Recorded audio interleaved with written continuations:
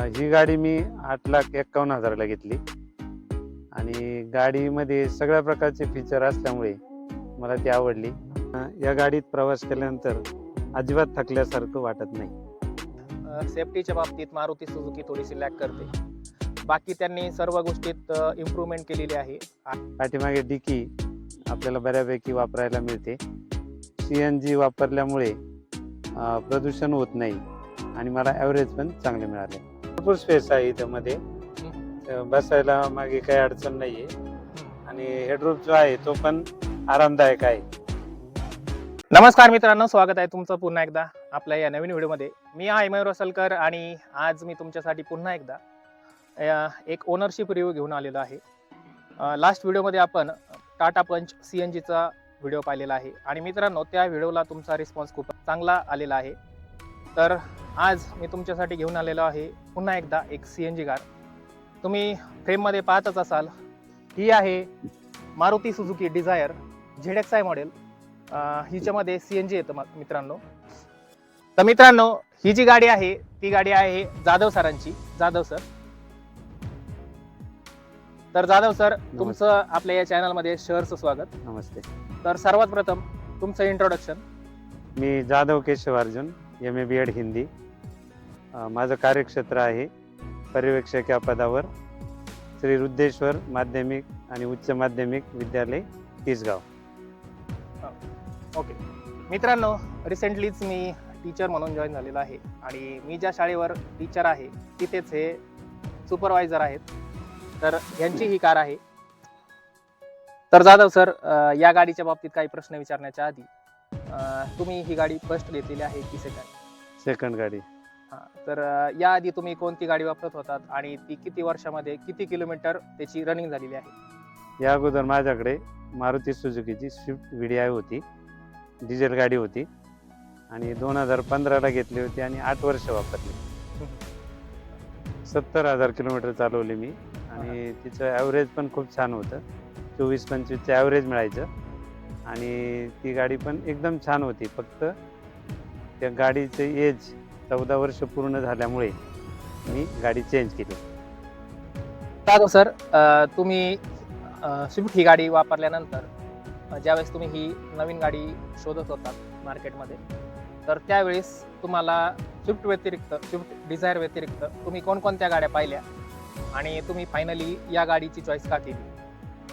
मी पहिली गाडी विकल्यानंतर हुंडाईची गाडी बघितली, टाटाची पण गाडी बघितली आणि मारुती सुझुकीची पण गाडी बघितली. बऱ्याचशा गाड्या मी सर्च करत होतो. नवीन गाडी घ्यायच्या विचारातच होतो, पण मला ही गाडी एका मित्राने सांगितली. शिर्डीची गाडी आहे आणि त्या मित्राने ती गाडी मला व्हॉट्सअपवर टाकली, फोटो वगैरे बघितले आणि ह्या गाडीचं रनिंग खूपच कमी आहे. म्हणजे 18,000 किलोमीटर झालेली गाडी वर्षभरामध्ये, म्हणजे तिचा वापर खूपच कमी होता. म्हणून मी या गाडीकडे वळालो, गाडी पाहायला गेलो आणि पसंत पडली. ही गाडी मी 8,51,000ला घेतली आणि गाडीमध्ये सगळ्या प्रकारचे फीचर असल्यामुळे मला ती आवडली. तुम्ही ही गाडीची डील 8,51,000 रुपयामध्ये फायनल केलेली आहे. परंतु या गाडीचा जो फर्स्ट ओनर होता, ज्याने ही गाडी 18,000 किलोमीटर चालवलेली आहे मित्रांनो, तर त्याने आस्किंग प्राइस किती ठेवली होती आणि तुम्ही निगोशिएशन करून ही गाडी किती रुपयांना फायनल केलेली आहे? त्याने 9,25,000 सांगितले होते आणि मग फायनल ती 8,51,000ला घेतली. मला प्रश्न विचारावासा वाटतो की या गाडीचे पॉझिटिव्ह पॉईंट कोणकोणते आहेत? ही गाडी पेट्रोल CNG आहे. CNGचं ॲव्हरेज मला 28 ते 32 पर्यंत मिळते आणि ही गाडी चालवताना आरामदायक वाटते. एकदम व्यवस्थित गाडी आहे प्रवासासाठी. अगदी मी नाशिकला, पुण्याला जाऊन आलो आणि नगरलाही बऱ्याच वेळा, आता सध्या तिसगावला येतोय, पण या गाडीत प्रवास केल्यानंतर अजिबात थकल्यासारखं वाटत नाही. आणि मित्रांनो, तुम्हाला माहिती असेल की मारुती सुझुकी डिझायर ही गाडी त्याच्या रिफायर्ड इंजिनमुळे ओळखली जाते. तर त्याबद्दल तुमचं काय मत आहे? या गाडीचं इंजिन सायलेंट आहे का? एकदम सायलेंट आहे. आतमध्ये बसल्यानंतर गाडी चालू आहे की बंद अजिबात समजत नाही. आतमध्ये बैठक व्यवस्था पण खूप छान आहे, आरामदायक आहे. मागच्या डिकीमध्ये सुद्धा आपण प्रवासाला निघाल्यानंतर 4-6 बॅगा सहज ठेवू शकतो, एवढा स्पेस आहे. तर मित्रांनो, तुम्ही पाहिलं आता की जाधव सरांनी ही जी गाडी घेतलेली आहे त्यांनी, तर या गाडीचे पॉझिटिव्ह पॉईंट त्यांनी सांगितलेले आहेत. तर सर्वात प्रथम त्यांचं म्हणणं आहे की या गाडीचं जे इंजिन आहे ते खूप जास्त रिफाईंड आहे आणि रिफाईंड इंजिन असल्यामुळे ही गाडी आतमध्ये बसल्यानंतर बाहेरचा कुठलाही नॉईज आतमध्ये येत नाही. त्यानंतर त्यांनी असं सांगितलं की आतमध्ये गाडी खूप जास्त स्पेशियस अशी आहे आणि ज्यावेळेस आपण बाहेर गावी जातो त्यावेळेस आपल्याला सर्वात महत्त्वाचा प्रश्न असतो की CNG टँक असल्यानंतर आतमध्ये बूट स्पेस राहतो की नाही. परंतु सरांनी आत्ताच सांगितलेलं आहे की बाहेर गावी जाताना त्यांच्या 5 ते 6 बॅग आरामशीर या गाडीमध्ये बसू शकतात. तर सर, प्रत्येक नाण्याला जशा 2 बाजू असतात तसेच प्रत्येक वस्तूचे किंवा गाडीचे पॉझिटिव्ह आणि निगेटिव्ह पॉईंट असतात. तर तुमच्या दृष्टिकोनातून Swift Dzire ZXi model CNG या गाडीचे निगेटिव्ह पॉईंट कोणकोणते आहेत? निगेटिव्ह पॉईंटमध्ये म्हणाल तर एअर बॅग कमी आहेत आणि सेफ्टीच्या दृष्टीने थोडीशी कमी वाटते. पण सुरक्षित चालवली तर मला वाटतं काही अडचण येत नाही. ओके. तर मित्रांनो, तुम्हाला माहितीच असेल की सेफ्टीच्या बाबतीत मारुती सुझुकी थोडीशी लॅक करते.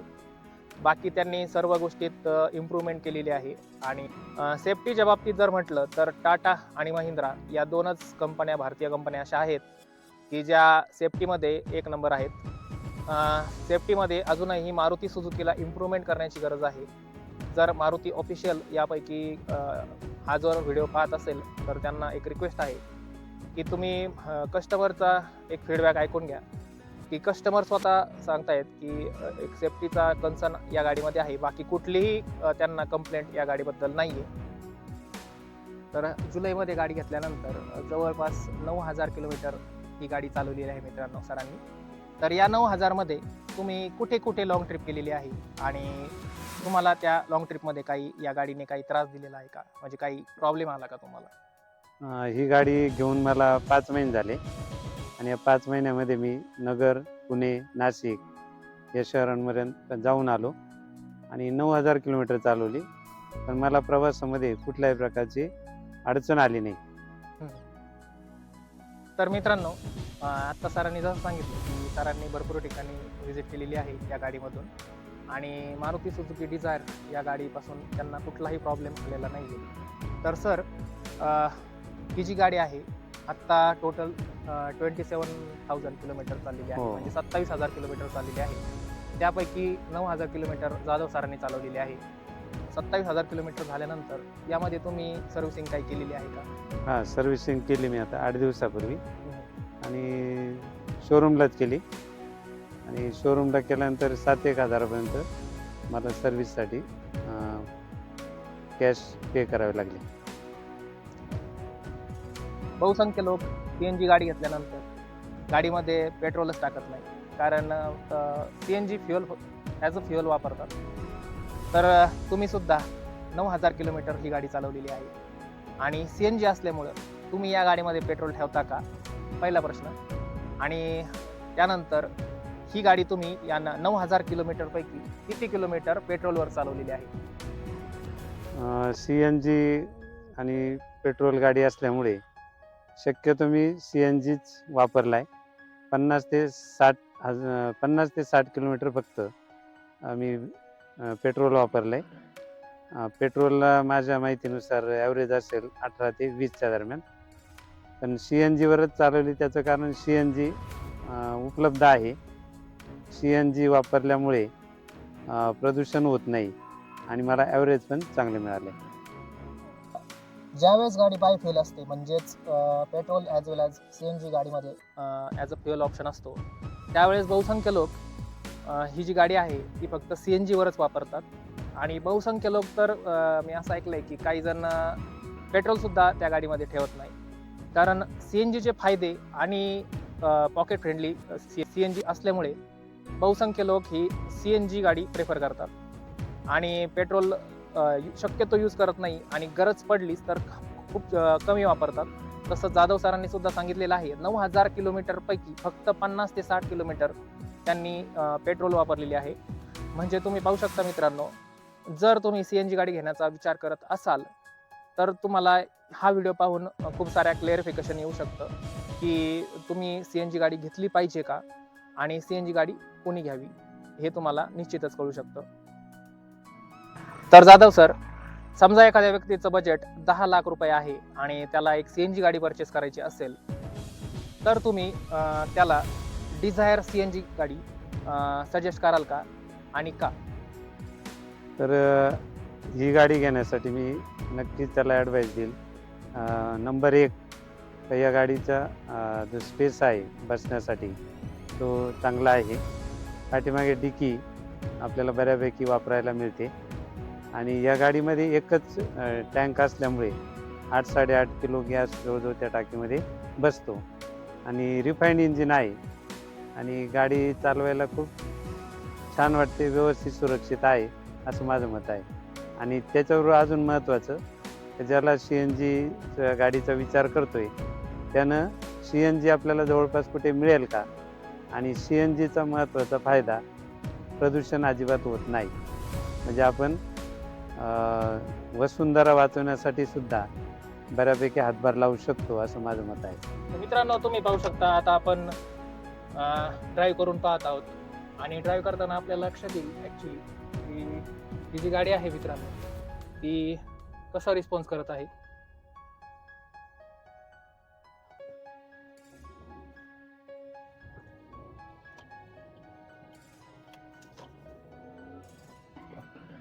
तर 5 फूट 8 इंचाचा माणूस, हाईट असलेला माणूस जर ड्राईव्ह करत असेल तर तुम्हाला पाठीमागे लेग रूम आणि हेड रूम कसा मिळतोय ते सांगा.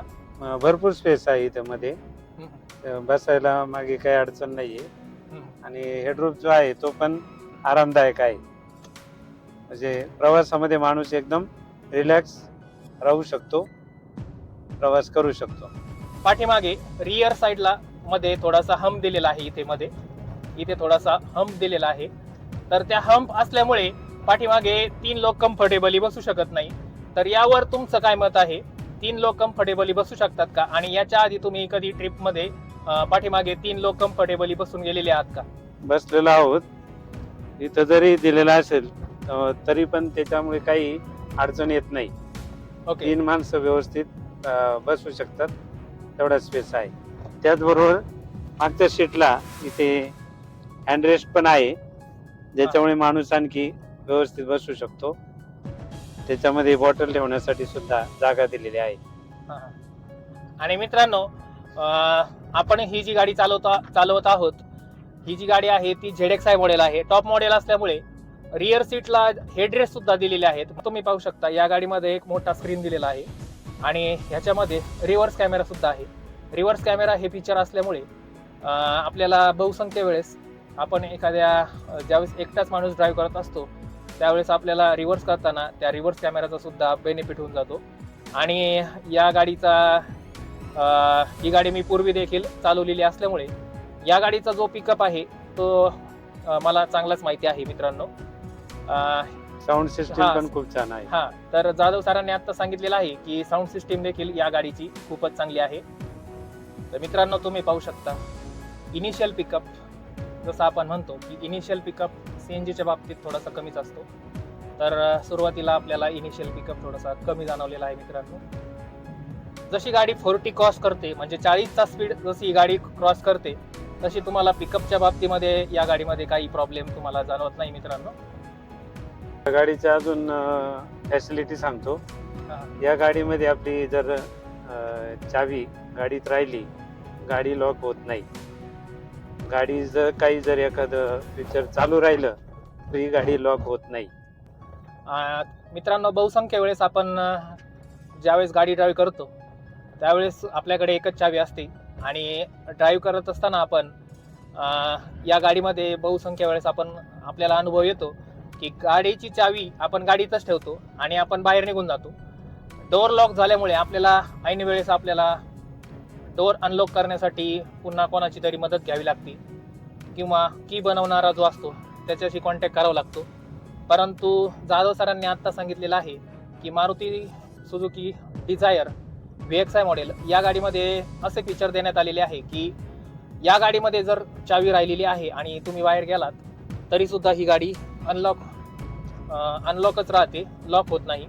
आणि त्याने खूप सारे आपल्याला नंतर होणारी जो प्रॉब्लेम आहे किंवा आपण बहुसंख्य वेळेस येणारे बाकीचे जे टेन्शन आहेत त्यापासून आपण मुक्त राहतो. एकंदरीतच आज आपण Maruti Suzuki Dzire CNG model ZXi या गाडीचा रिव्ह्यू केलेला आहे.